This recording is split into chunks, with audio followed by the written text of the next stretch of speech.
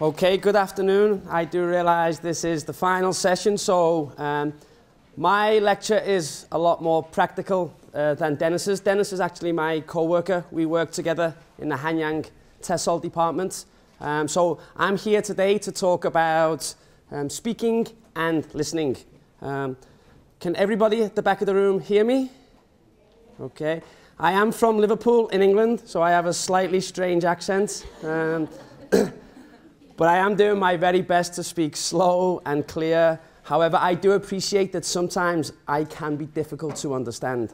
So if you haven't got a clue what I'm saying, please shout at me, okay? No offense will be taken whatsoever. So today, the presentation outline, I'm going to just give a brief introduction about myself, and then we're going to focus on what is communication. And the key theme of today's lecture is the 4 strands of listening and speaking. And I'm going to give you some activities. It's going to be quite interactive, and hopefully you will be able to match the activity to a little bit of theory that I'm going to give you. Okay, so the theory won't be too deep. I'm going to keep it nice and simple, and hopefully your activity and theory will then connect together. And then we're going to finish with some Q&A and a summary. As we all, I'm sure, are aware, communicative language teaching is when the focus is on the students. Very much student-centered activities, lots of communication, away from the lecture style from the teacher. And this graphic, sums it up quite well. So I'm sure we're all familiar with this approach anyway, so I'm not going to focus too much on this. If you look in the book, I have put an example of a communicative activity, okay, which incorporates both speaking and listening. This is just a short warm-up activity. I just want to demonstrate for you guys a speaking and listening activity. So this is in the book. You should be able to find this somewhere. It's basically called human or people bingo. So you would introduce the target language to your students. For introductions. For example, who is wearing glasses? Who plays computer games? So you would introduce the who questions, the what questions, the where questions. You can manipulate this board depending on your own students, your students' level. You should have a bit of background knowledge about your students, and you can manipulate this board. The one in the book I have chosen is quite neutral, and hopefully it will be applicable to you guys. The way this works is, like any bingo, you have to get a straight line, okay? To get a straight line, you must find yes questions, okay? So what would happen is a student would go to their partner and they would say, is your favorite subject math? If it's yes, okay, then I could write that student's name under here. If it's a no question, no problem. No, my favorite subject is not math. Okay, do you live in Seoul? Yes, okay, so I can ask another question if the first response is no. Okay, and then you would work your way through the board until you have a straight line of yes answers, and then it would be bingo. Once they have one yes question, they should move. Exactly, so depending on your class numbers, if you have a smaller class size of maybe 10 or 12, maybe you could have 2 yes answers. But in a bigger class, so usually when I was teaching middle school, my class size was 30 to 35, it would just be 1 yes answer. So depending on your student numbers can determine whether it's just 1 yes answer or no. But if it's just 1 yes answer, once they say yes, you have to go to another student. Okay, so we're just gonna, it's the end of the day. I think you need some kinesthetic, we're not gonna move too much, but I just want you to turn around, people next to you, people behind you, and just ask some of these questions. We won't do a line because I think it's not gonna be doable to do a line, but if you can get 4 yes answers from people around you, that will be fine. Okay, so if you just want to demonstrate with people next to you, behind you, in front of you, for 2 or 3 minutes, just so that you get an idea of how this activity operates in terms of speaking and also listening. Okay, so 2 minutes, let's go.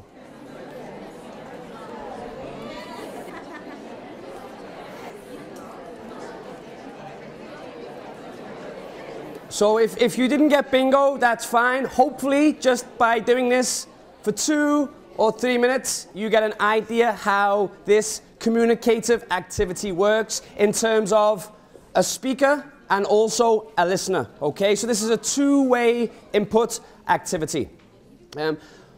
This activity is one of hundreds and thousands of speaking and listening activities that we use in our classrooms as students or as teachers every single day. This is one of thousands of different speaking and listening activities, okay? As learners, language learners, or as educators, I'm sure you guys have experienced a wide range and variety of speaking activities, okay? What I want you to do now, again, in your small groups, is to focus on three things. The first thing is, I want you to try to brainstorm with your partner about some of the speaking activities that you either participate in as a student or that you give to your students as a teacher. So what speaking activities do you give? Okay, there's so many that you will be using every single day. Second question is the most important.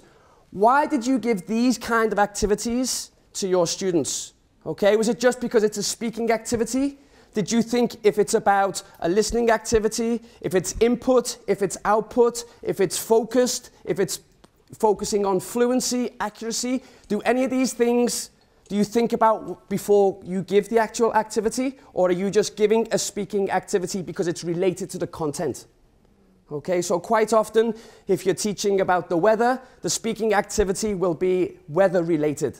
Okay, but how about the underlying message? Are you focusing on input, output, fluency or accuracy, or do you just not think about these things? Okay, and then the third one is, okay, so I've just asked the third question as well. Have you thought about the theory behind these? So 3 questions that I want you to focus on. First one is just listing some of the speaking and listening activities that you give your own students. Once you have a list of 4 or 5 maybe, then you can discuss why you give these kind of activities. Do you think about the theory behind the activities, or are you just giving them because they're speaking and listening activities? Okay, and then we'll have some feedback from you guys, and then that will bring us nicely into the main part of my lesson today, is focusing on the theory behind these activities, and hopefully then you can make this connection. Okay, so let's give you guys 4 minutes, 4 to 5 minutes to discuss some of these things. Then we'll open it up to the floor. Some feedback is always good, and then we'll move on to the next part of the lesson. Okay, so 4 minutes, let's go. 4 to 5 minutes, let's go.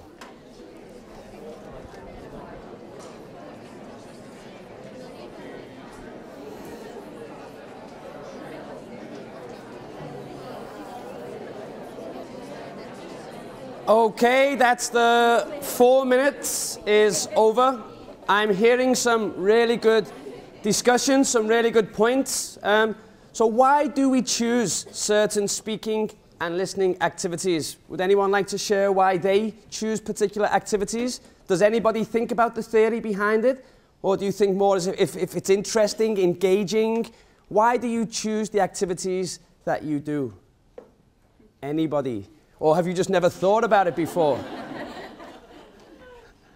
Well, last week I had my kids to do a short skit, so I divided into groups, like groups of 3. They were given certain story, and then they have to fill out the ending part. It was guided instruction. Otherwise, they cannot come up from the scratch. So they started from. I provided conversation, and then they... Okay, so it was like a structured activity. Yeah, okay, that's good. At the back, yes? Can we give a mic at the back, please? I can shout really loud. That's great. All right, so often I use list-making activities first because it's lower level thinking first. And often a lot of teachers try to get their kids immediately into higher level thinking, which is very difficult. It really doesn't matter which level you've taught. Having taught from 18 months to 87 years old, it really doesn't matter business English or elementary. You need to start with something lower. So for example, next week we're going to be doing how to brush your teeth. And they're gonna have to tell the teacher how to do that with a demonstration. But then the next activity, they're going to have to write on whiteboards how to brush their teeth and put it in order. And then they're going to make a poster, because that's all that can be handled in 40 minutes. Yeah, and that's an excellent point. It's pushing them through the thinking skills and the PPP lesson format, where we will present the information, then it's practice, practice, practice, and then at the end, like you've just said, they should be producing.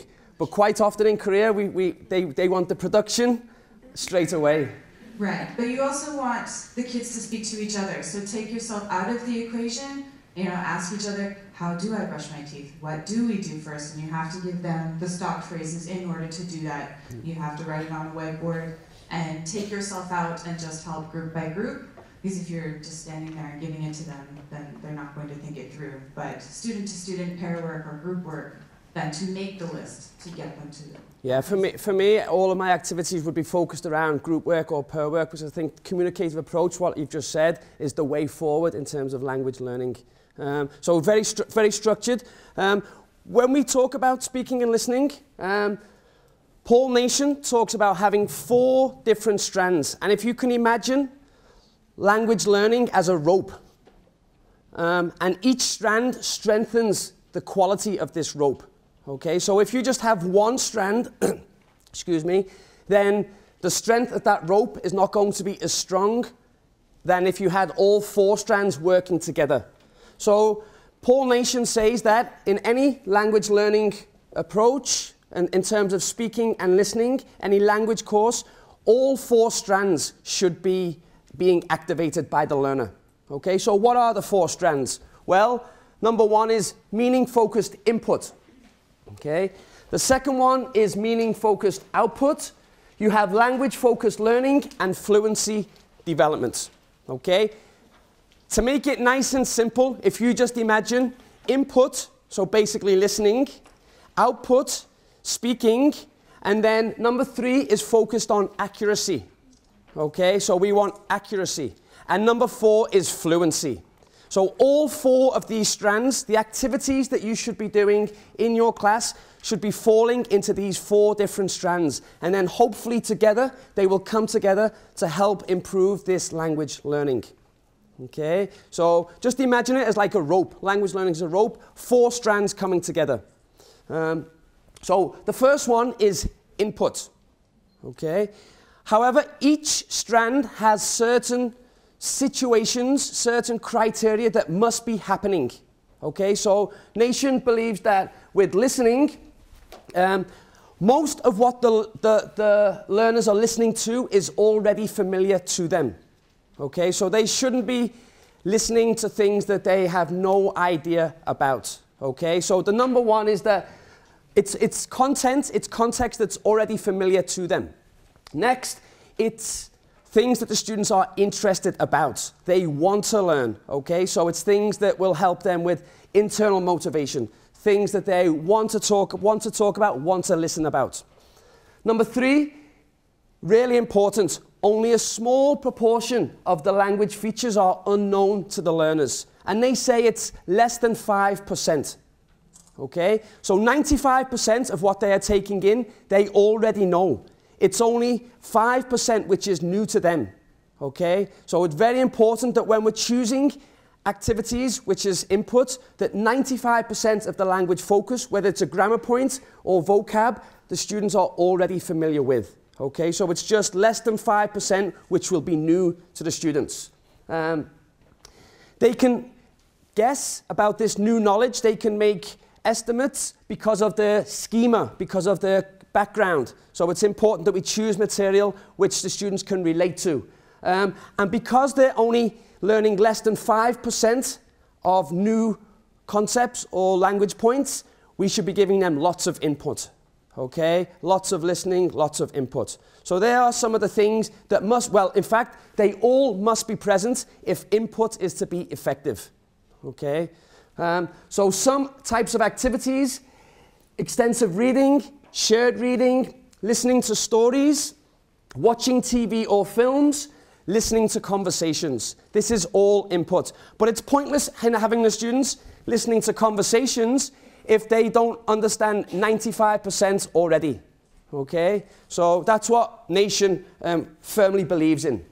So we're just going to try one of these input activities right now. I'm going to give you the activity, and hopefully you will have an idea of a kind of activity which is focusing on input. You're going to listen to a song. I'm going to play you a song. You're going to listen to the song, and I want you to draw a picture based on what you can hear. So you should be focusing on the lyrics, okay?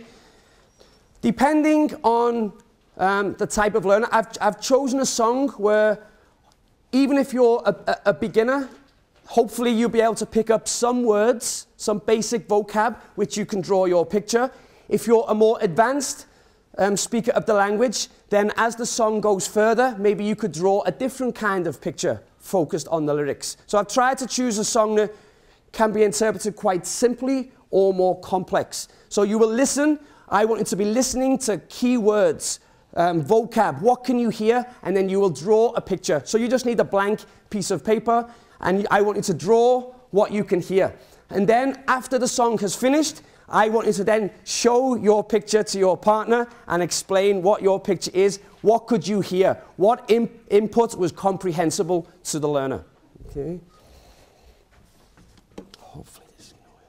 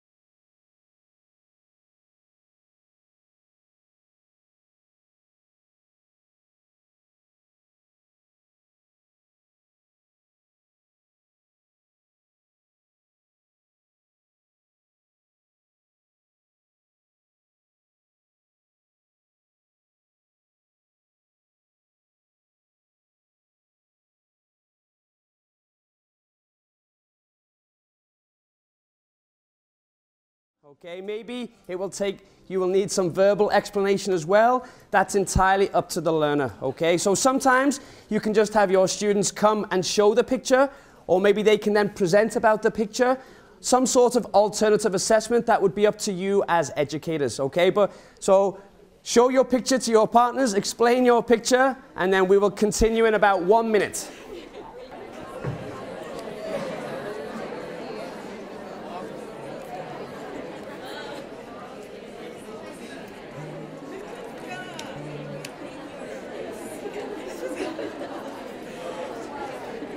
Okay, so that was an example of an input activity.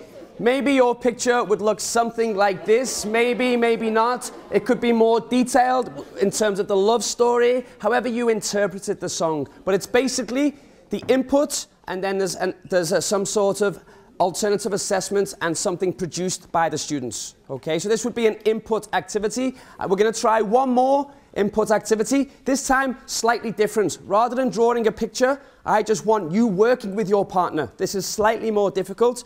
You and your partner, I just want you to put together a short story based on what you can hear. Just an introduction, a body, and a conclusion. Okay, so what do you think happened at the start? What's happened in the middle? What's happened at the end? Okay, so this is another example of an input activity, except what's being produced is slightly different. You have to communicate with each other what you can hear and hopefully come up with the story in terms of the introduction, body, and conclusion.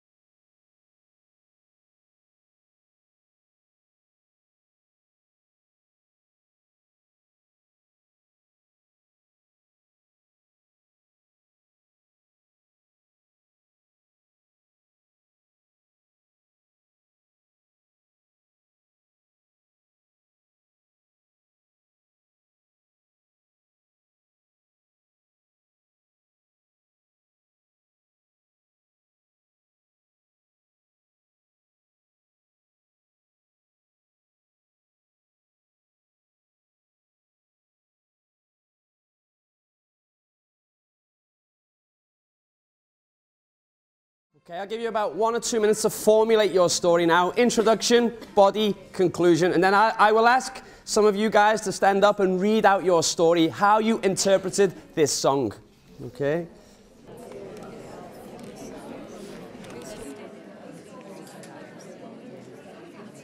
Any volunteers to read out the interpretation of the story? Just a simple 1 or 2 sentences, introduction, body, and conclusion. Would anyone like to share what they could hear?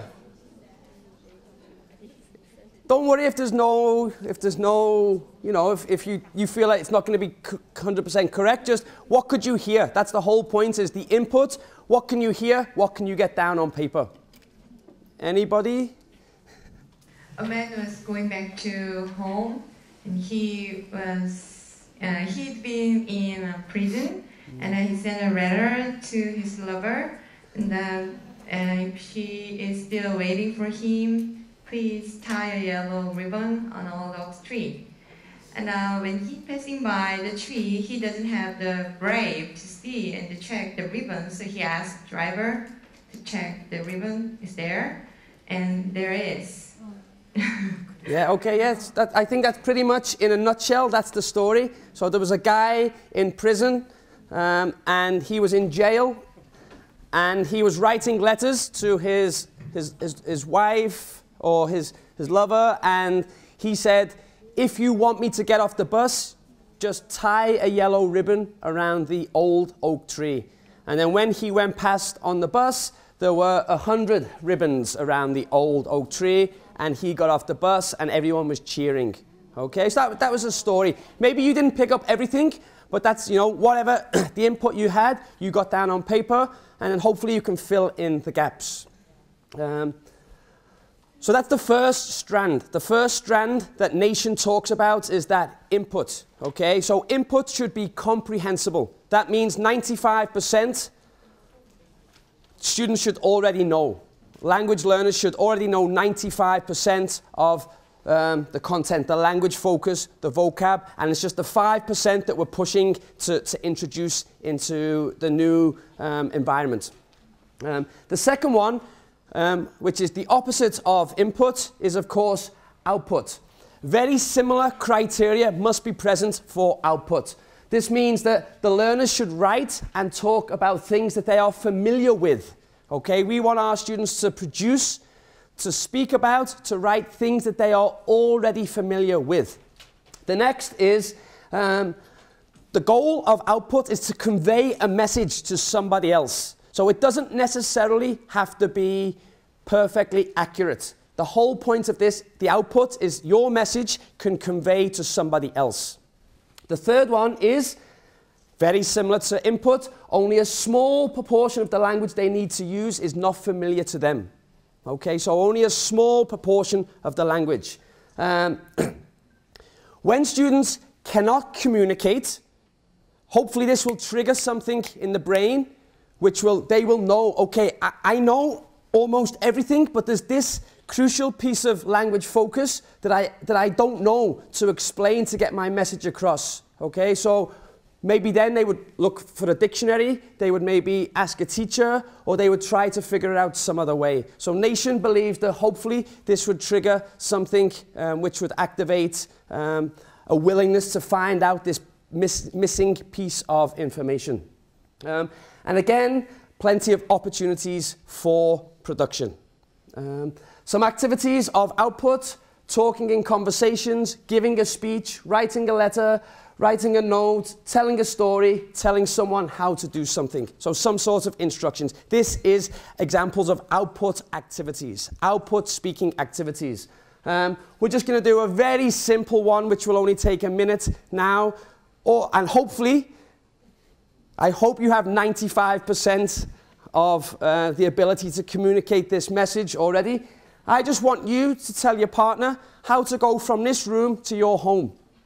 Okay, very simple. So you're just giving instructions how to do something. Maybe there's one or two pieces of information that you may not know how to say. For example, transfer on the subway, or there's some language point that you don't know, and then this is when I would teach you as an educator. But hopefully you already have 95% of the ability to tell your partner how to go to your home from this building right now.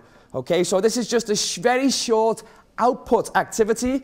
Let's see how you guys get on. Face your partner and tell them how to get home from here. And see if you can do it. See if there's any information that you're missing. Okay, now we are moving on to our third strand. I'm not letting the activities run too long. I just want you to know, okay, this is an input activity or this is an output activity, and just an example of something. The third strand is accuracy, okay?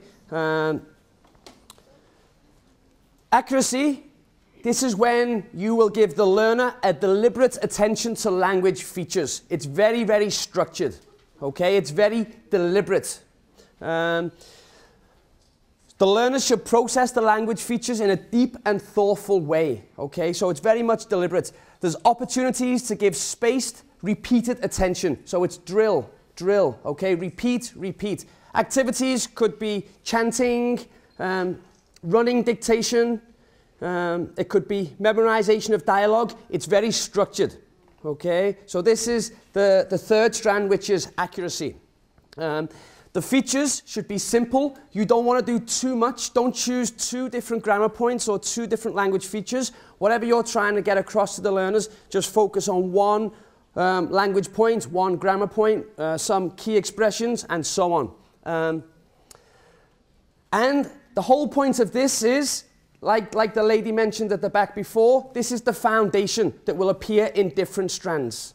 Okay, so you can start off with accuracy, and then hopefully what they learn in accuracy, the features, you will then apply this to the 3 different strands. Okay, so it's important that maybe before doing output, they need to focus on the deliberate accuracy. Okay, so very important that this is the basis of the other 3 strands. Pronunciation practice, we have substitution tables and drills, intensive reading, memorizing dialogues, dictation.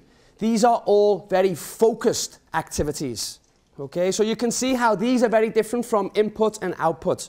So we use these in the Korean education system often. We have lots of memorization, lots of drills, lots of dialogue memorization. This would be an example of the accuracy strand, okay? The language focus, meaningful language focus. Some people call it focus on form. Some people call it deliberate language teaching. There's many different words, but basically you're focusing on accuracy. Okay, and an example that we are all familiar would be something like memorization of a short dialogue. Okay, so dialogue A, I like living here, I agree, Busan is a nice city, it's not too big and it's not too small, it has great weather all year long, it has a beautiful beach, the people are friendly, I'm never going to leave.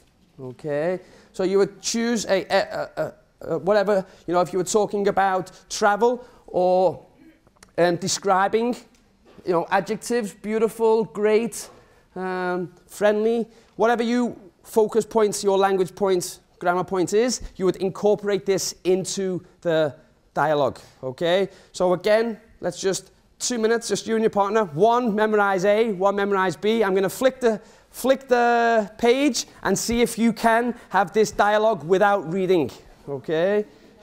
No. You can just use this exact dialogue. So I just want 1 student to memorize A, your partner to memorize B. I'm going to remove the slide and see if you can repeat the dialogue. Again, in 2 minutes, I will ask two people to stand up and have the dialogue. And I will not continue until 2 people stand up.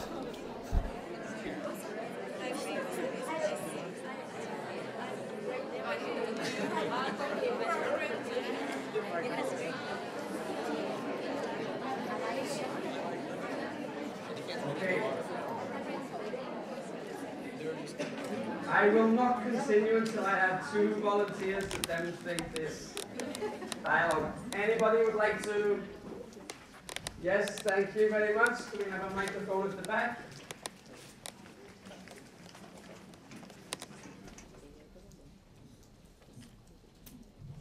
I like living here. I agree. Busan is a nice city. It's not too big. And it's not too small. It has great weather all year long. It has a beautiful beach. People are friendly. I'm never going to leave. Okay, excellent. Okay, perfect. A lot of times, many people believe that this type of memorization is pointless. However, what you would do, it's a really important strand as long as you then bring in a different strand, for example, output. Okay, so the students would memorize a dialogue like this, and then the next activity, okay, tell me about where you live. and they could use some of the structure, some of the words, to then move into a more authentic text. Okay, so many people believe memorization is just rote learning and has no benefit. However, if used in conjunction with different strands, it's a really effective tool. So the students would memorize the structure, the keywords, the sentence, and then the next activity would be an output activity. And this would be now produce some authentic material where you will talk about your hometown. And they could say, oh, it's too big, it's not too big, or they could say it has a beautiful mountain, you know, so same structure, but they're just changing some of the dialogue which they already have in their background or their schema. Okay, so this strand is beneficial as long as you are using it in the other 3 strands as well. Okay, so this is the accuracy strand. The final strand is fluency. And hopefully this is what we are all hoping to get.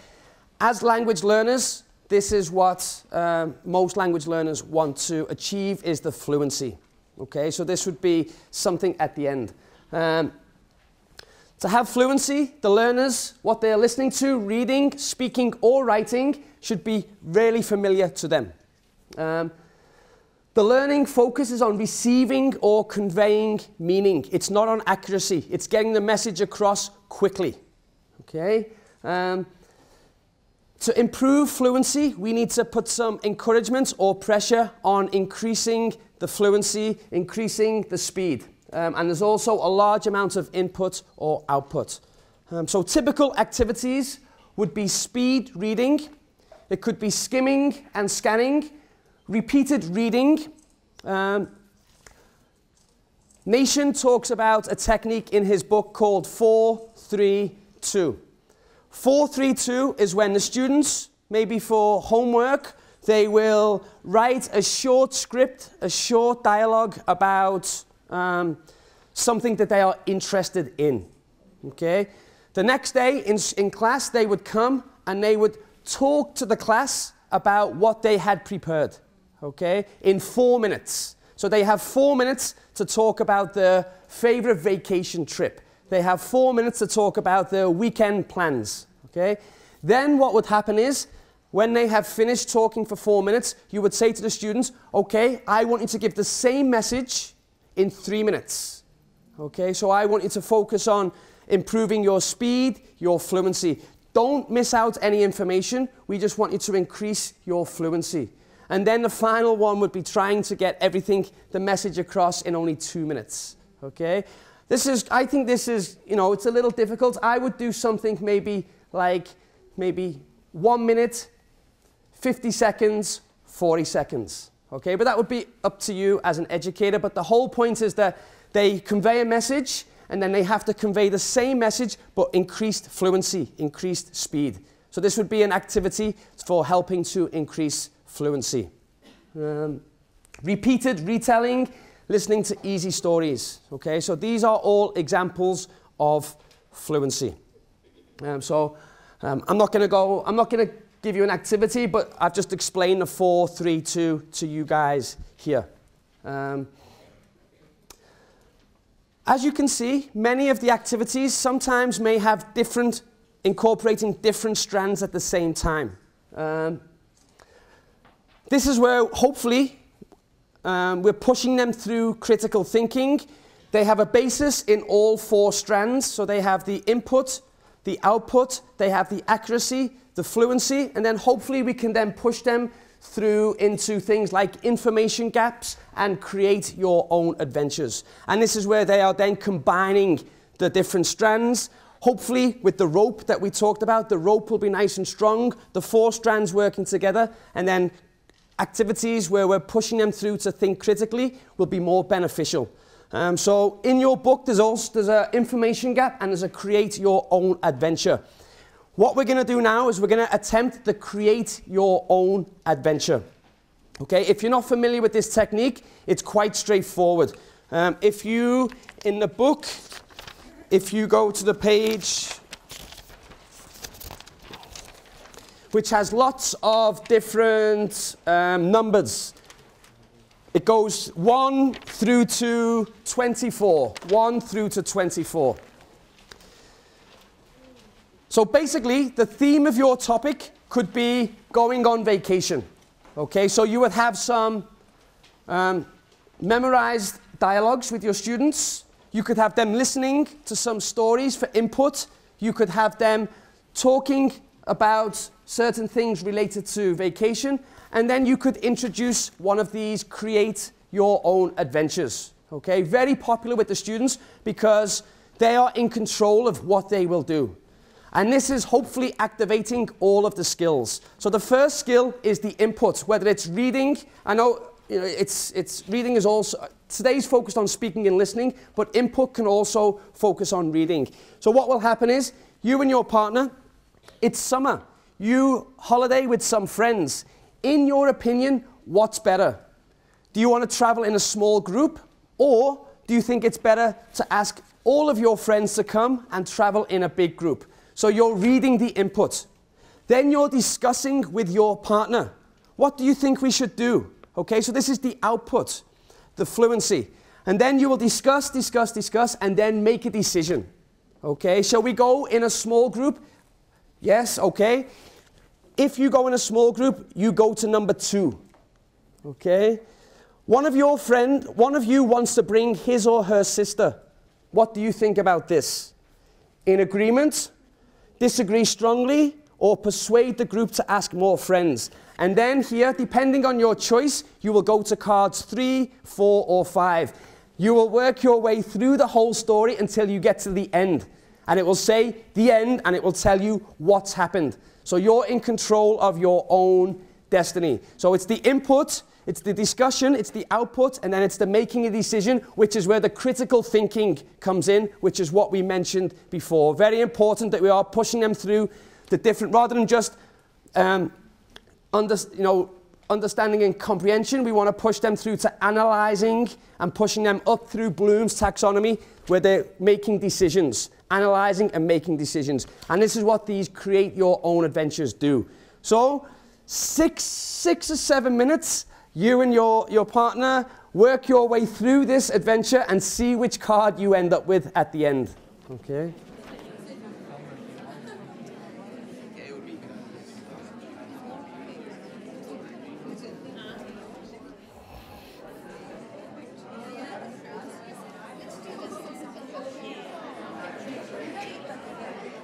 Okay, so I think most of us got to the end of your adventure. Hopefully you didn't get pickpocketed or didn't get your camera stolen and so on. I've just been asked about this style of activity. These are called create your own adventures. They're quite easily accessible online, and then we would always manipulate them for our own students. The students like it when we put our own names in. So, Matthew is blah, blah, blah, and so on. So when you use places, names, which are more familiar with the students, where they have some sort of connection, the students really like this a lot more. So you'll find the create your own venture, and then you can manipulate it so that it's more enjoyable and accessible to your students. So you would do this activity, like we said before, creating a little bit of structure, the reading, input, discussion. And then what would happen is you would then ask the students to face each other and tell each other about a good or bad holiday experience that they have had. So you can see in the book many things have happened. Some good things, some bad things. So again, just finish with 2 minutes telling your partner an authentic story about your own personal experience, your own good trip or bad trip. So hopefully you have some structure, you have some of the things that that have activated prior knowledge, background knowledge, and now you're going to create authentic output rather than just structured output. So tell your partner a good or bad holiday experience. I'll just give you 1 minute and I'm going to get my mic sorted. So hopefully now you have some authentic output. So you've used create your own adventure, and now you're creating authentic, original output. Okay, this final activity, I'm not sure if you can see.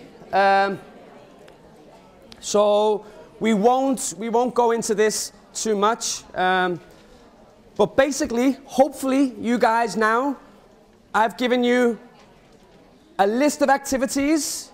You've also had, you've actually participated in some activities. So hopefully, the whole point of my lecture today was two main purposes. Number one was to give you some activities, maybe some activities that you've never seen before. And the second one is to connect it to the theory from Nation. I was a teacher in the UK. I was a geography high school teacher. So I have an MA in education. But then when I came to Korea, I'd never taught English before. I'd never taught language. I'd only ever taught geography. So quite often I would incorporate lots of speaking activities into my class, but without any real structure. Just because it was an interesting activity, or I didn't actually think about why I was given this particular activity. I didn't know if this activity was an input, an output, focusing on accuracy, focusing on fluency. I didn't know what any of those words even meant. Okay? And then since I've been in Korea, I did my second master's in TESOL. And that's when I read about these different strands in terms of speaking and listening. And then I incorporated that into my middle and elementary school teaching here in Korea. And I actually felt a marked improvement in my teaching and the student learning, rather than me it just gave me a little bit more structure. So when I was lesson planning for a 6, 7, 8 week period, I would make sure that I was having 25% on each strand, making sure they were having some focus on form, some repetitive, some drilling, that they were having comprehensible input, comprehensible output activities, and then finally the goal was to try to get to fluency. So for me as a teacher, I know that focusing on a little bit of the theory behind speaking and listening improved for me, which is why I wanted to share that with you today. So hopefully you've got some activities and you've got a little bit of theory about the 4 different strands. We have time for maybe 5 minutes Q&A, and then I will put my email on here if you want the PPT. I know the PPT is not in the book. So I have no problem at all sharing everything with you guys. The worksheets on here. This final activity is actually really good. It's really good for critical thinking. I think you cannot see it well at the back. But number 1, if you can see this picture, what is this? It's a hen. So you would look at the names, and it's Stephen, okay? Because hen is incorporated within Stephen. And so this would be Stephen. And you would go along. What are these? Okay, so you can see Stephen, the last 3 letters of Stephen are hen. So you look at the picture, okay? So yeah, that did require some better explanation from me. I apologize. But this worksheet, again, is a communicative worksheet. Students working together. First of all, trying to figure what is the picture. Minsu, what is this? I don't know. Is it a chicken? How about a hen? And then you go to the names at the bottom, and then you will find which name has hen. Okay, Stephen. So this would be 6, 7 letters. Does it fit? Yes, this would be Stephen. Okay, so this is a really good activity. So anything that's in my PPT, I will put my email on the board, on the whiteboard. I'll type it in. Feel free to email me, and I'll just reply with the attachment of the PPT, which I've showed you guys today. Any questions? No? Okay, well, I will put the email. And also, I was asked about the 2 songs which I played today. They will be in the email. I have embedded the audio file into the email. But if you still want the name, the first song was called A Lover's Concerto. Let me just type all of this on here for you guys. Okay, so you can see the 2 songs. I got asked by 2 people about the songs. The first one was A Lover's Concerto. Second one was Tie a Yellow Ribbon Round the Old Oak Tree. And my email is here, mgfennel@gmail.com. So please feel free to email me for the PPT. I will get that back to you As soon as I get your email, I'll just reply with the attachment, no problem whatsoever. Okay? Okay, thank you for your cooperation. Finally, you made it through the day. Hopefully, you're still awake. Enjoy the rest of your weekend. I'm actually going back to Hanyang right now. I have 2 more classes to teach this afternoon, reading and writing in the Hanyang TESOL program. So you guys have finished today, but I've got to teach at 5 and 7 o'clock, okay? So I do feel your pain, okay? But thanks for listening and have a nice day.